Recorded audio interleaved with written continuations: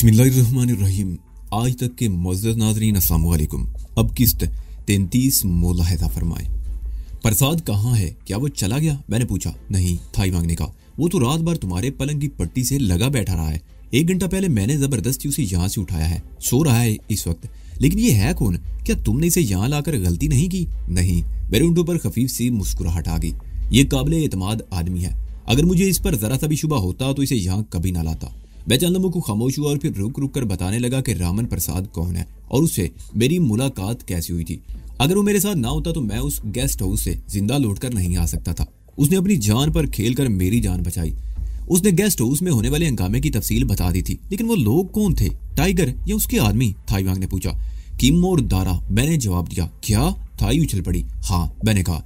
जिंदगी में पहली बार बराह रास्त उन दोनों से सामना हुआ था। वो शायद अब भी मुझे बच्चा ही समझ रहे थे, लेकिन मैंने उनकी जो दुर्गत बनाई उसे शायद वर्षे तक भूल नहीं सकेंगे। अगर मैं अकेला होता तो शायद क्या बल्कि यकीनन किसी बड़ी मुसीबत में फंस सकता था। लेकिन रामन प्रसाद बर वक्त वहां पहुंच गया था। इसलिए मैंने तुम्हें मना किया था कि अकेले बाहर मत निकलो। थाई ने मुझे घूरते हुए कहा। अगर तुम्हें कुछ हो जाता तो वो इससे आगे कुछ नहीं कह सकी थी। मैं भी कुछ कहने की बजाय गहरी नजरों से थाई की तरफ देखता रहा। उसी रात थाई ने मेरे कहने पर मास्टर उजन को फोन किया तो ये दिलचस्प इंकशाफ हुआ कि उन लोगों को गुज़िश्ता रात ही इस वाक़े का इल्म हो गया था और मास्टर उजन के आदमी मुझे शहर भर में तलाश कर रहे थे ताकि मेरी हिफाजत का बंदोबस्त किया जा सके। मैं बिल्कुल महफूज हूँ मास्टर उजन, मैंने कहा। अब मैंने अपने दुश्मनों से निबर्द आजमा होना सीख लिया है। तुम मेरी फिक्र मत करो, वो लोग शिकारी कुत्तों की तरह पूरे शहर में तुम्हें तलाश कर रहे हैं। मास्टर उजन ने कहा। आज दोपहर हमारे आदमियों से भी वो उलझ पड़े थे। हमारा एक आदमी शदीद जख्मी है। मुझे पता चला है कि रात को गेस्ट हाउस में फायरिंग भी हुई थी। तुम ठीक तो हो ना? तुम्हारी आवाज से मुझे शुबा हो रहा है। रात को मुझे 2 गोलियां लगी थी, मैंने कहा। परेशानी की कोई बात नहीं मास्टर, एक गोली जिस्म में रह गई थी जिसे ऑपरेशन करके निकाल दिया गया है। मैं चंद रोज में बिल्कुल ठीक हो जाऊंगा। अगर तुम अपना ठिकाना बता दो तो तुम्हारी हिफाजत का बंदोबस्त कर दिया जाए, मास्टर उचन ने कहा। मैं बिल्कुल महफूज हूँ मास्टर, मैंने कहा। अगर किसी और को मेरी हिफाजत के लिए रखा गया तो वो दूसरों की नजरों में आ जाएगा और इस तरह मैं भी निगाहों में आ जाऊंगा। फिलहाल वैसे भी मैं बिस्तर से नहीं उठ सकूंगा, इसलिए चंद रोज तक तो मेरे लिए परेशान होने की जरूरत नहीं। इसी दौरान में अगर कोई इमरजेंसी हुई तो मैं फोन पर राब्ता करूंगा। ओके बॉय, मास्टर उचन ने गहरा सांस लेते हुए कहा। तुम बहुत जिद्दी हो, अपना ख्याल रखना। मैंने रिसीवर रख दिया और थाई की तरफ देखने लगा। वक्त की रफ्तार जैसे थम गई थी। एक एक दिन बरसों पर मोहित था। मेरे जख्म अगरचे तेजी से मंदे हो रहे थे, लेकिन मुझे बिस्तर से उठने की इजाजत नहीं थी। जानकी देवी मुझे देखने के लिए दिन में 2 मरतबा जरूर आती और थाईवांग, उसने तो अपने आप को मेरे लिए वक्फ कर दिया था।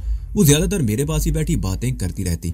वो मेरा मुंह हाथ धुलाती, अपने हाथ से नाश्ता और खाना खिलाती और मेरी हर जरूरत का ख्याल रखती थी।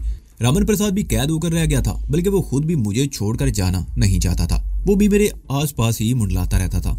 बॉस, एक रोज वो मेरे बेड के करीब कुर्सी पर बैठते हुए बोला। ये तो मालूम हो गया है कि वो कौन लोग हैं और तुम्हारी उनसे क्या दुश्मनी है, लेकिन क्या? मैंने सवालिया निगाहों से उसे देखा। वो लोग तो तुम्हारी तलाश में होंगे, तुम्हारे बारे में मालूमात हासिल करते फिर रहे होंगे, लेकिन हम उनकी सरगर्मियों से कतई ला इल्म है। क्या ये बेहतर ना होगा कि हम भी उनके बारे में कुछ मालूम करने की कोशिश करें? प्रसाद ने कहा। महाराज के आदमी उनके पीछे लगे हुए हैं, मैंने कहा। वो मैं जानता हूँ, प्रसाद बोला। टाइगर और उसके आदमी महाराज के आदमी को पहचानते हैं। मेरा मतलब था कोई ऐसा आदमी जिसे वो ना जानते हो और वो उनके बीच में रहकर उनकी सरगर्मियों से आगाह हो सके। कहना क्या चाहते हो? मैंने उसे घूरा। वैसे मैं उसका मतलब समझ रहा था। बॉस, ये मत समझना कि मैं तुमसे तंग आ गया हूँ या यहाँ से भागना चाहता हूँ, प्रसाद ने कहा। मुझे वो लोग नहीं जानते। अगर मैं उनके अंदर घुसने की कोशिश करूँ तो उनकी सरगर्मियों का पता चल सकता है। उस रात तुम मेरे साथ थे, पहचान लिए जाओगे, मैंने कहा। नहीं बॉस, प्रसाद मुस्कुराया। हमारा साथ तो चंद मिनट का था। उन्हें तो पता भी नहीं चला कि मैं तुम्हारे साथ हूं और जब मैंने ऊपर आकर उन पर हमला किया तो उन दोनों में से किसी को इतना होश कहाँ रहा होगा कि मेरा चेहरा याद रख सके। तुम्हें तो इसलिए पहचान लिया गया कि वो तुम्हें पहले से जानते थे। मुझे कोई नहीं पहचान सकेगा और अगर पहचान भी लिया गया तो मुझसे तुम्हारे बारे में कुछ मालूम नहीं कर सकेंगे। वो मेरी बोटी बोटी कर लें तो मेरी जबान पर तुम्हारा नाम नहीं आएगा। मुझे तुम पर पूरा भरोसा है, मैंने कहा। लेकिन ऐसा रिस्क लेने की जरूरत क्या है? रिस्क तो लेना ही पड़ेगा बॉस, प्रसाद ने कहा। हम जिंदगी भर तो इस 4 दीवारी में कैद होकर नहीं रह सकते और मैं जानता हूँ कि ठीक होने के बाद तुम भी चैन से नहीं बैठोगे। तुम्हारे पास पहले से कुछ मालूमात होंगी तो तुम्हें अपने काम में आसानी रहेगी। वैसे मैं भी सोच रहा हूँ कि हमारे पास एक और पनाहगाह होनी चाहिए ताकि किसी हंगामी सूरत में हमें कोई परेशानी ना हो, मैंने कहा। तो फिर ऐसा करते हैं कि तुम कल सुबह यहाँ से निकलो और सबसे पहले किसी ऐसे फ्लैट या मकान का बंदोबस्त करो जो बवक्ते जरूरत हमारे काम आ सके, और अगर इसी दौरान में तुम उनकी नजर में आ गए तो फिक्र मत करो बॉस, प्रसाद ने मेरी बात काट दी। ऐसी सूरत में मैं इधर का रुख नहीं करूंगा। थाई वांग खामोशी से हमारी बातें सुन रही थी। उसने प्रसाद की बातों से इत्तफाक किया। उसके ख्याल में ये मुनासिब तजवीज़ थी। दारा वगैरह की सरगर्मियों पर निगाह रखना जरूरी थी। अगले रोज सुबह 10 बजे के करीब प्रसाद मेरे सामने आया तो मैं उसे देखकर चौंके बगैर ना रह सका। वो मेरे कपड़े पहने हुए था और उसका चेहरा भी बदला हुआ सा लग रहा था। कल रात तक उसके बाल गर्दन तक फैले हुए थे, लेकिन अब उसके बाल छोटे और सलीके से तराशे हुए थे। ये थाई वांग के हाथों का कमाल है, प्रसाद ने मुस्कुराते हुए कहा। उसने मुझे आदमी बनाने में पूरा 1 घंटा लगाया है। उसी लम्हे थाई वांग भी कमरे में दाखिल हुई। उसने नोटों का एक बंडल प्रसाद के हाथ में थमा दिया। सबसे पहले तुम्हें मकान का बंदोबस्त करना है, वो बोली, और मकान ऐसा हो जो हर लिहाज से हमारे लिए महफूज हो। उसके बाद तुम किसी दूसरे काम पर तवज्जो दोगे। जवाब में प्रसाद ने सिर्फ मुस्कुराने पर ही इक्तफा किया। थोड़ी देर बाद वो रुखसत हो गया। थाई वांग बाहर का गेट बंद करके मेरे पास आ गई। सुबह जानकी का फोन आया था। वो कुर्सी पर बैठते हुए बोली, वो किसी मसरूफियत की वजह से इस वक्त नहीं आ सकती, शाम को चक्कर लगाएगी। वैसे उसने कहा था कि तुम्हें अब उठकर थोड़ा बहुत चलना चाहिए। 15 दिन हो गए बिस्तर पर पड़े पड़े, मैं खुद भी उकता गया हूँ। मैंने उसकी तरफ देखते हुए कहा, तो फिर अभी शुरू हो जाए ये एक्सरसाइज। थाई ने कहा। मैं इस वक्त नीम दराज था, अपने आप को ऊपर खींच कर बैठ गया। इन 15 दिनों में शुरू के 2-4 दिन तो मैं बिल्कुल ही बेहिस्सो हरकत हो रहा था। फिर लेटे लेटे टांग और बाजू को आहिस्ता आहिस्ता हरकत देने लगा था। टांग में ज्यादा तकलीफ थी। थाई वांग ने मुझे सहारा देकर फर्श पर खड़ा कर दिया। मैं अपना तंदुरुस्त बाजू उसकी गर्दन पर डाल दिया। थाई ने भी अपना एक बाजू मेरी कमर के गिर्द हमाइल कर दिया। इस तरह मेरा सारा बोझ थाई पर था। दाई टांग की नसों में तनाव था। शुरू में तो पैर जमीन पर रखते हुए भी तकलीफ महसूस हो रही थी, लेकिन फिर आहिस्ता आहिस्ता ये खिंचाव कम होता गया। थाई मुझे सहारा दिए 15-20 मिनट तक पूरे घर में घुमाती रही और फिर दोबारा बिस्तर पर लिटा दिया। रामन प्रसाद उस रात वापस नहीं आया और ना ही अगले रोज उसने कोई खबर दी। हालांकि उसके पास यहाँ का टेलीफोन नंबर मौजूद था। तुमने बताया था कि वो मोटर मैकेनिक है और पैसा कमाने के लिए पताया से यहाँ आया था। थाई वांग ने मेरी तरफ देखते हुए कहा। वो इस वक्त बेड पर बैठी अपने हाथ से मुझे सूप पिला रही थी। कहीं ऐसा तो नहीं कि एक बड़ी रकम उसके हाथ आई तो वो रफू चक्कर हो गया? ऐसा नहीं हो सकता, मैंने कहा। मैं उसे पहचानने में कोई गलती नहीं कर सकता। हो सकता है किसी वजह से हमसे वो राब्ता ना कर सका हो, लेकिन ये बात तो मैं पूरे वसूख से कह सकता हूँ कि वो हमारे साथ धोखा नहीं कर सकता। और फिर हम देर तक उसके बारे में बातें करते रहे। ये इत्तफाक की बात थी कि उस रोज जानकी भी नहीं आई थी और ना ही उसने फोन किया था। मैं जब से बीमार हुआ था थाई वांग मेरे ही कमरे में सोती थी। उसने बेड के करीब ही अपनी जगह भी बना ली थी। वो ज्यादातर तो कुर्सी पर ही बैठी रहती और जब मैं सो जाता तो वो भी सीढ़ी पर लेट कर ऊँग लेती। सोते में करवट बदलते हुए मेरे मुंह से कराबी निकलती तो वो उठकर मेरे पास आ जाती। वो जिस तरह मेरी देखभाल कर रही थी, मेरे ख्याल में उसकी कोई मिसाल मिलना मुश्किल थी। 1 हफ्ता और गुजर गया। प्रसाद की तरफ से कोई इतला नहीं मिली थी। अब मुझे भी उसकी तरफ से परेशानी होने लगी। इसलिए नहीं कि वो पैसे लेकर भाग गया हो, बल्कि मैं ये सोच रहा था कि वो किसी मुसीबत में न फंस गया हो। इसी दौरान में मेरी एक्सरसाइज जारी थी। पहले मैं थाई का सहारा लेकर चलता, अब बगैर सहारे के चलने लगा।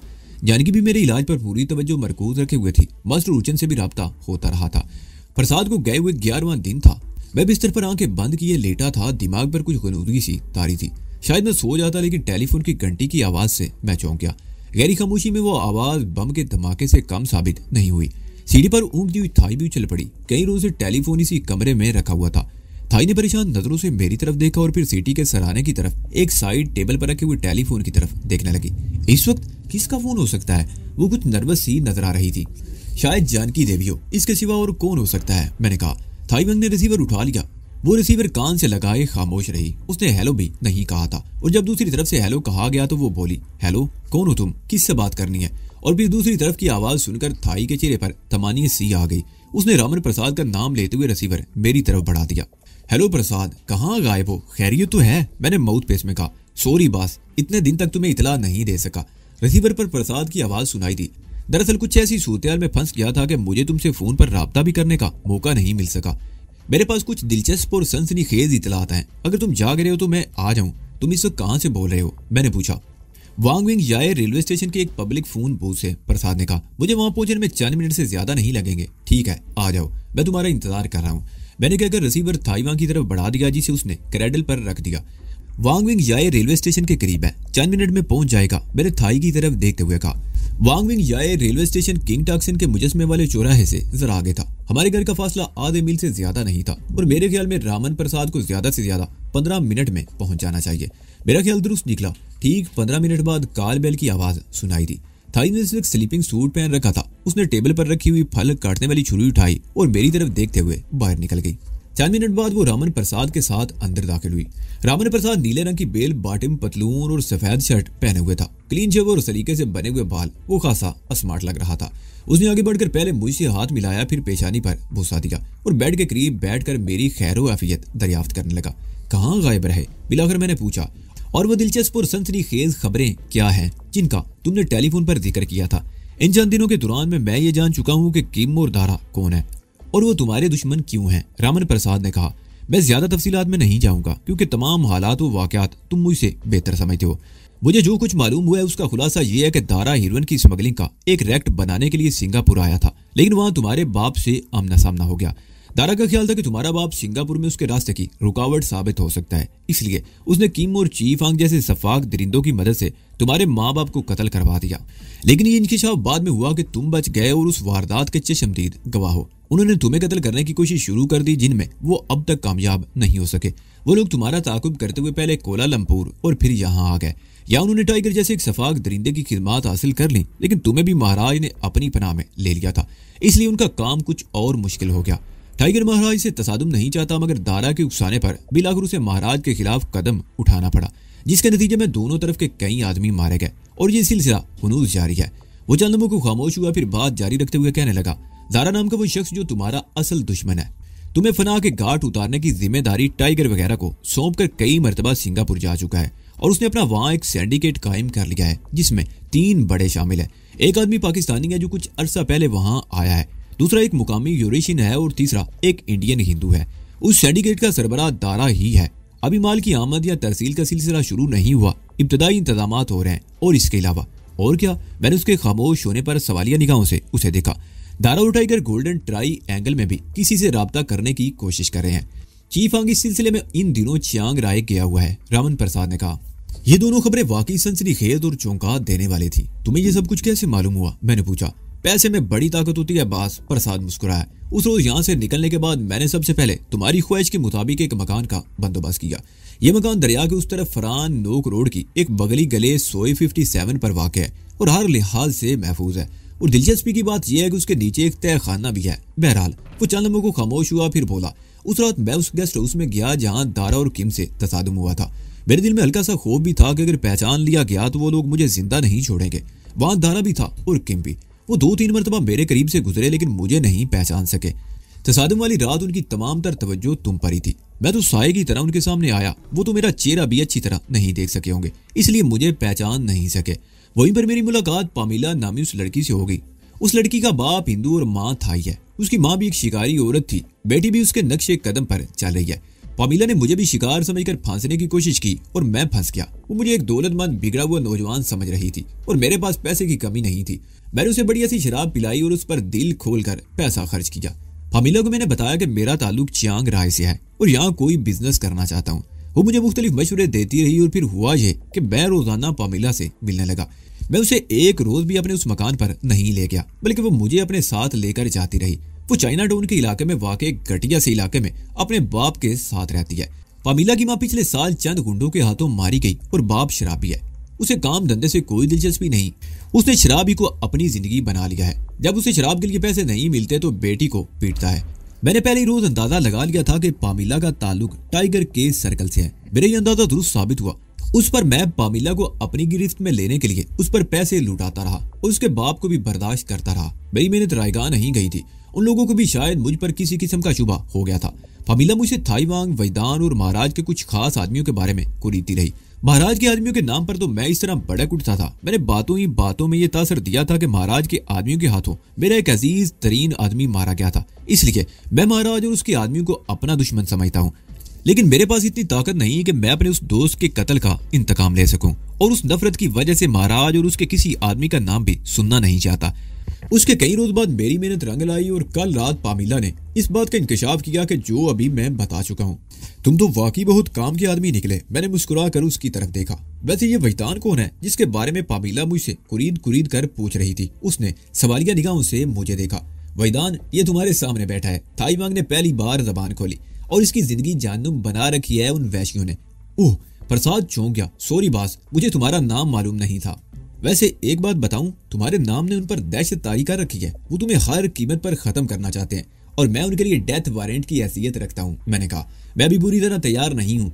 उस रोज जो कुछ भी हुआ उससे उन्होंने अंदाजा लगा लिया होगा कि मैं उनका मुकाबला करने की हिम्मत रखता हूँ, लेकिन मैं समझता हूँ कि अभी मुझे इतनी ताकत नहीं मिली कि खुलकर उनका मुकाबला कर सकूं। इसलिए मैं खुद भी उनसे छुपता फिर रहा हूँ। फिक्र मत करो बॉस, प्रसाद ने कहा।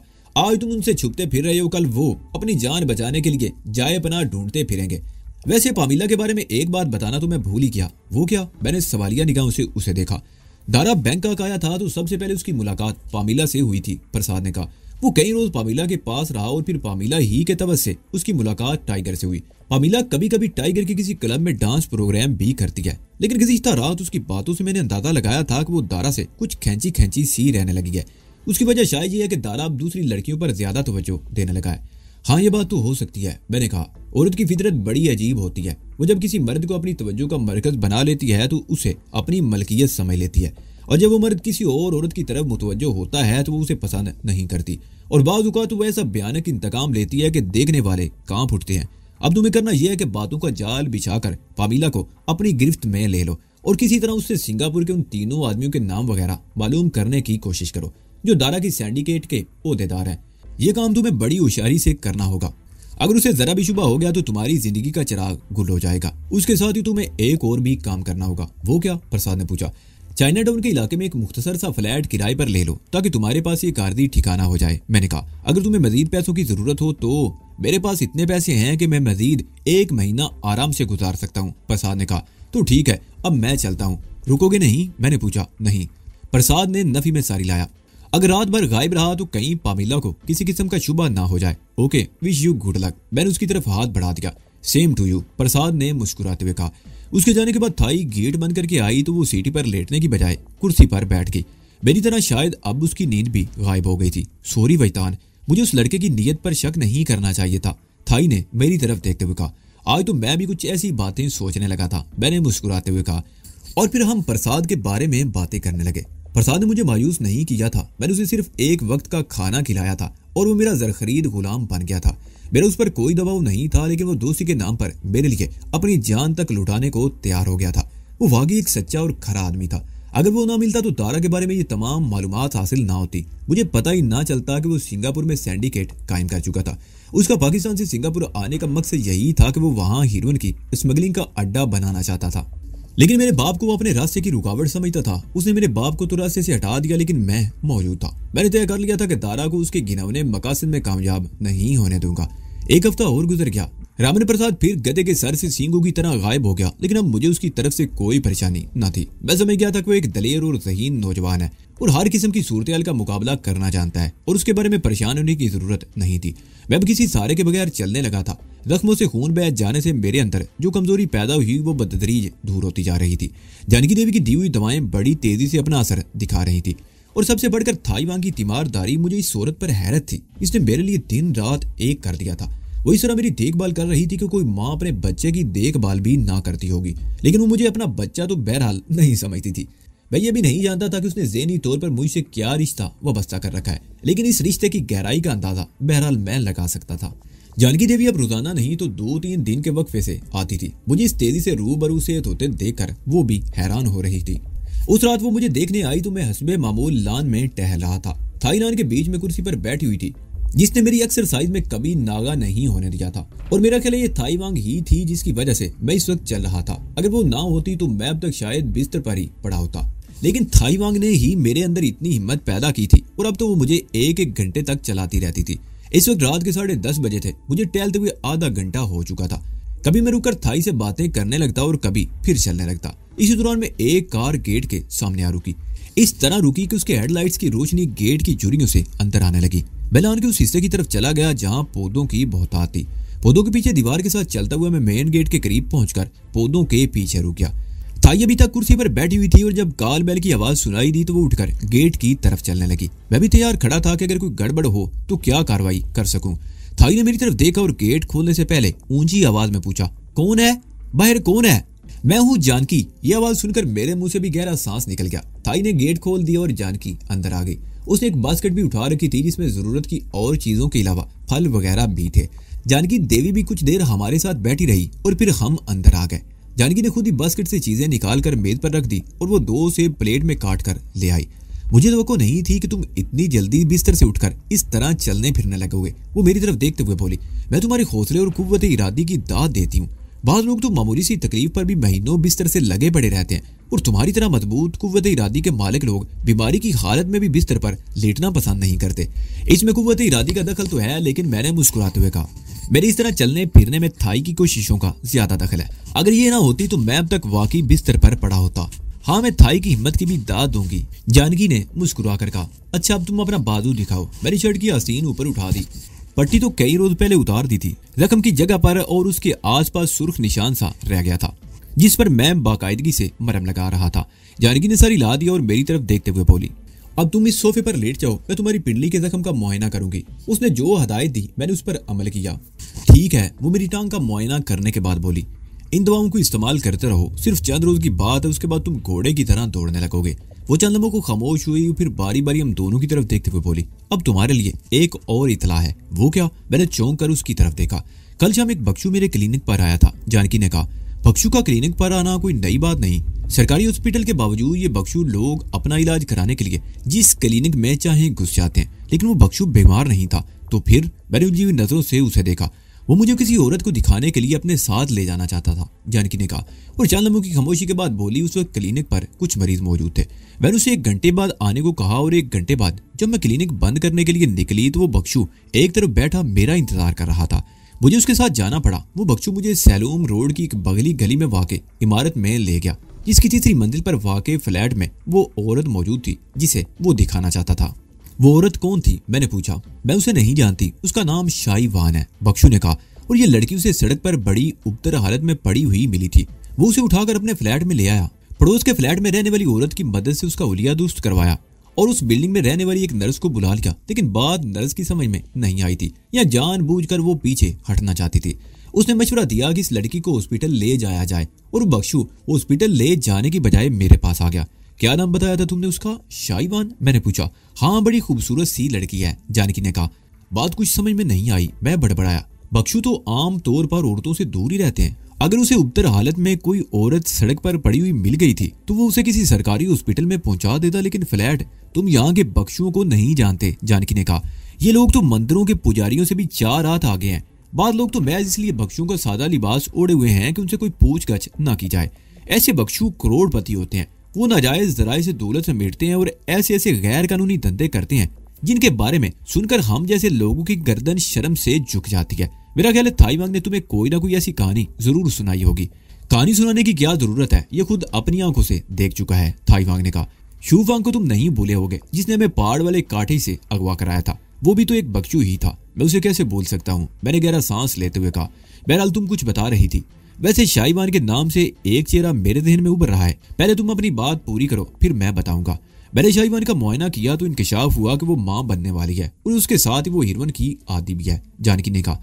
मैंने थिंगचू नामी उस बख्शू को बता दिया कि मैं इसका इलाज नहीं कर सकती, वो इसे सरकारी हॉस्पिटल ले जाए। मैं उछल पड़ा, शाहीवान और फिर ये नाम थिंगचू। मैंने जानकी से उसका उलिया पूछा तो मेरे दिमाग में धमाके होने लगे। मुझे यकीन हो गया कि थिंगचू वही बख्शू था जो जंगल वाले कैंप में मेरा हरीफ था, और जिसे मैंने महाराज की मौजूदगी में एक मुकाबले में जबरदस्त शिकस्त दी थी, और उसने अपनी शिकस्त का बदला लेने के लिए थाईवांग को हिरवन का आदी बना दिया था। मैंने थाई की तरफ देखा, उसके चेहरे के तासरात भी बदल गए थे। ये वही शैतान है, वो चीख उठी। और शाहीवान नामी ये लड़की भी वही है जो मुझे एक नाइट क्लब में मिली थी और एक मकान में ले आई थी जहां मुझे और उसे जिंदा जलाने की कोशिश की गई थी, लेकिन वो तो कांग की तहवील में थी, जिसे परशा सांग खुरू रोड के एक बंगले में छोड़ दिया गया था। वो चीवांग और टाइगर के खौफ से खुद भी वहां नहीं जाना चाहती थी, लेकिन मैं खामोश होकर थाईवांग की तरफ देखने लगा। लेकिन शाहीवान वहां से निकली कैसे? थिंगचू के हाथ कैसे लग गई, और वो भी इस हालत में कि मैंने एक बार फिर खामोश होकर जानकी देवी की तरफ देखा। क्या तुम्हें यकीन है कि तुम्हारे गिर्द कोई जाल तो नहीं बुना जा रहा? थिंगचू बहुत खतरनाक आदमी है। वो इसे अपनी इबरतनाक शिकस्त का बदला लेने के लिए उसने थाई को हिरवन का आदी बनाकर मौत के घाट उतारने की कोशिश की थी। कहीं उसे शुबा तो नहीं हो गया कि तुम्हारा हमसे कोई ताल्लुक है और इस तरह तुम्हारे जरिए वो हम तक पहुंचना चाहता हो? ये तो मैं नहीं कह सकती कि उसे मुझ पर कोई शुबा है या नहीं, लेकिन इस तरफ आते हुए मैं हमेशा इस बात का ख्याल रखती हूँ कि मेरी निगरानी या ताकुब तो नहीं हो रहा। आज भी मैंने इस बात का ख्याल रखा था, जानकी ने कहा। उसके बाद थिंगचू ने दोबारा तुमसे राब्ता नहीं किया? मैंने पूछा। नहीं, जानकी ने नफी में सर हिलाया। अब तुम खुद उससे राब्ता करोगी। मैंने उसके चेहरे पर नजरें जमाते हुए कहा, मेरा मतलब उसके फ्लैट पर जाओगी और शाईवान से ये मालूम करने की कोशिश करोगी कि वो थिंगचू के हाथ कैसे लगी और असल मामला क्या है। ठीक है, मैं कल वहां जाऊंगी, जानकी ने कहा। हम कुछ देर इसी मौजू पर बातें करते रहे। मुझे याद था कि उस रात जब थिंगचू आखिरी मर्तबा खानका के गेट पर थाईवान को हीरोइन देने के लिए आया था तो उसे पकड़ लिया गया था, बल्कि उसे पुलिस के हवाले कर दिया गया था। लेकिन वो इस तरह आजादी से कैसे घूम रहा था। जानकी देवी के जाने के बाद मैंने फोन का रिसीवर उठाकर मास्टर हुचन का नंबर मिलाया। इस वक्त रात के 12 बजने वाले थे, लेकिन कॉल मास्टर हुचन ही ने रिसीव की। चंद रस्मी जुमलों के तबादले के बाद मैंने पूछा, मास्टर हुचन, तुम्हें शाईवान नामी वो लड़की याद है जिसके साथ मुझे जिंदा जलाने की कोशिश की गई है? हाँ, मुझे अच्छी तरह याद है, मास्टर हुचन ने जवाब दिया। लेकिन वो 3-4 दिन बाद किसी को बताए बगैर उस बंगले से चली गई थी और हमने भी उसे तलाश करने की कोशिश नहीं की थी। मगर वो तुम्हें कैसे याद आ गई? और वो बख्शू थिंगचू जिसे हीरोइन फरोख्त करने के जुर्म में पुलिस के हवाले किया गया था? मैंने जवाब देने की बजाय एक और सवाल किया। उसने अपनी जमानत करवा ली थी, उसका केस चल रहा है, मगर तुम ये सब कुछ क्यों पूछ रहे हो? मास्टर हुचन ने कहा, शाईवान इन दिनों थिंगचू के पास है और वो मां बनने वाली है। मैंने जवाब दिया। क्या? तुम्हें ये सब कुछ कैसे मालूम हुआ? मास्टर हुचन ने पूछा। मेरे कुछ जराए हैं, मैंने जवाब दिया। मैं उसके बारे में मजीद मालूमात हासिल करने की कोशिश कर रहा हूँ। और क्या तुम्हें मालूम है कि टाइगर और दारा हीरोइन की स्मगलिंग के सिलसिले में गोल्डन ट्राई एंगल की किसी पार्टी से राब्ता करने की कोशिश करें? लड़के, मास्टर हुचन की आवाज सुनाई। तुम्हारे कुछ ज्यादा ही बुर्दे नहीं निकल आए? ये बात तो है मास्टर, मैंने मुस्कुराते हुए जवाब दिया। दरअसल मुझे एक ऐसा आदमी मिल गया है जिस पर मुकम्मल भरोसा किया जा सकता है। ये तमाम मालूमात मैंने उसी के जरिए हासिल की हैं और मेरा ख्याल है चंद रोज बाद मैं इस पोजीशन में आ जाऊंगा कि दारा और टाइगर पर एक भरपूर वार कर सकूं। ज्यादा ऊंचा उड़ने की कोशिश करोगे तो? नहीं मास्टर, मैंने उसकी बात काट दी। मैंने उड़ने की तरबियत तुमसे हासिल की है, गिरूंगा नहीं। मुझे खुशी है कि तुम्हारे अंदर इतनी खुद एतमादी पैदा हो चुकी है, मास्टर हुचन ने कहा। बहरहाल अपना ख्याल रखना, महाराज तुम्हारे लिए बहुत फिक्रमंद है।